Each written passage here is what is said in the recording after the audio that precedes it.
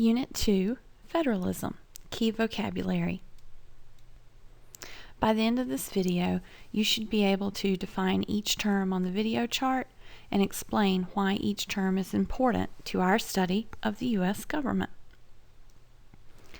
Legislative branch. Legislative branch is the lawmaking branch or part of the government. It's the Congress. The creators of the U.S. Constitution described this branch first, and they gave more information about its powers and the limits on its powers than for any other branch of the government. So we learn about the legislative branch in Article 1 of the Constitution. The framers felt like that this was the branch that would take the lead in the government. Bicameral, which means consisting of two houses, as in a lawmaking body. The United States has a bicameral legislature made up of two groups. The Senate is considered to be the upper house. The House of Representatives is considered to be the lower house. This is the application of the Great Compromise that was offered during the convention, where one house, the Senate, is equal for all the states. Everyone has two representatives. And one house, the House of Representatives, is based on population. And the more people who live in your state, the more representatives you have. Separation of powers. This is the idea that power will be divided among the three branches of government. So it limits what each branch of the government can do. It ensures that a single branch of government doesn't become too powerful and take over the other two branches. And what it really does is it maximizes our freedom because it protects our liberties rather than the efficiency with which the government operates.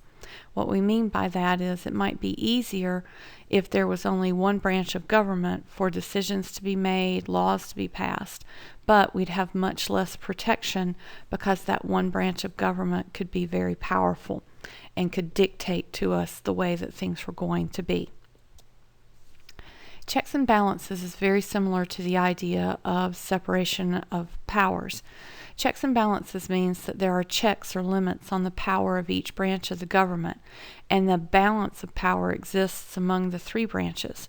For example, the president serves as the commander-in-chief, as the leader of the military, but it's Congress that has the power to declare war.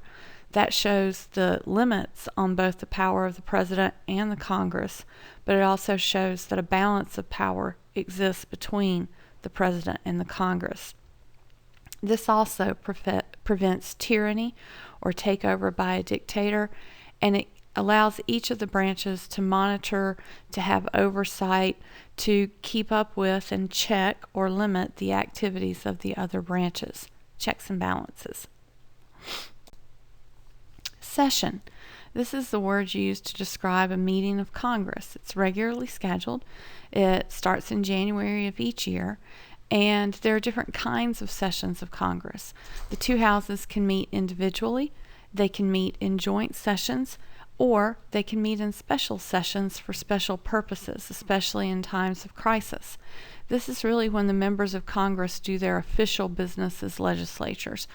As legislators, when they're in session. This is when they're in Washington, D.C., they're working in their offices, they're working in the Capitol building. This is when the real work gets done.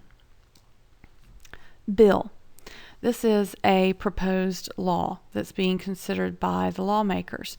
Only about 5% of all the bills that are proposed, and in any given year that would be thousands, are actually approved by Congress and signed into law by the president.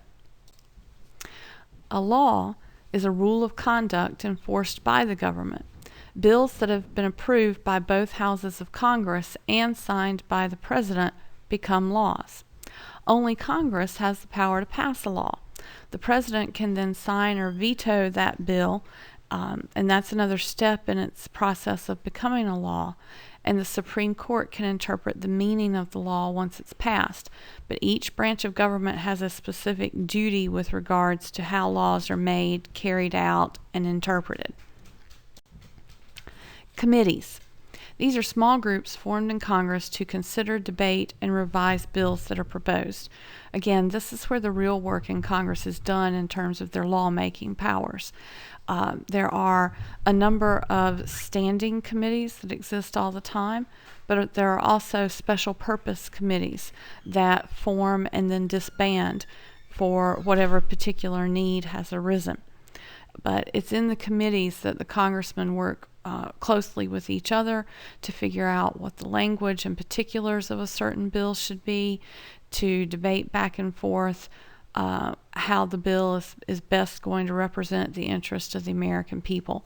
All of this happens in committee. Delegated powers are those powers given specifically to the federal or national government by the Constitution.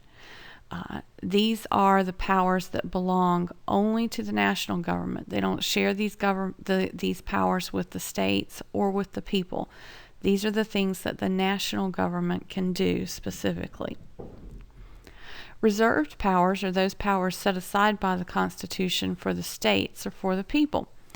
Now, not all of these powers are written down, but they are protected in the Bill of Rights, especially in the 9th and 10th Amendments. Now, in addition to delegated and reserved powers, there are also concurrent powers. These powers are shared by the federal or national government and the state government.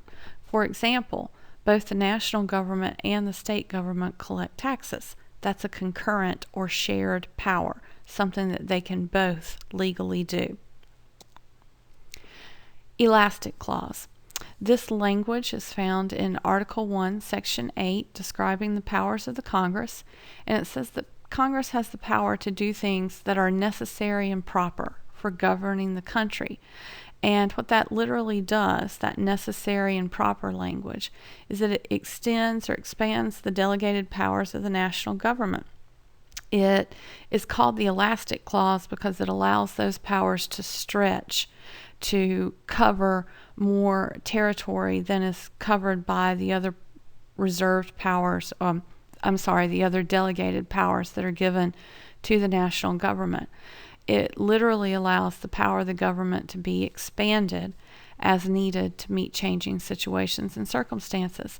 Things arise that weren't even invented or considered or a problem when the Constitution was written. But the elastic clause, it's also called the necessary and proper clause, gives Congress the freedom to say this is something that we really need to make some laws about, and it falls under our jurisdiction, under our area of power, rather than belonging to the states or the people. This is the elastic clause. So what's next? Now that you've defined each term and you've explained its importance, you should go back on your chart and illustrate each word with a quick sketch to remind you of its meaning. These aren't museum quality works of art. These are just quick pictures that you're going to draw to help you remember what each of these terms means. These notes will be checked tomorrow for a grade at the beginning of class.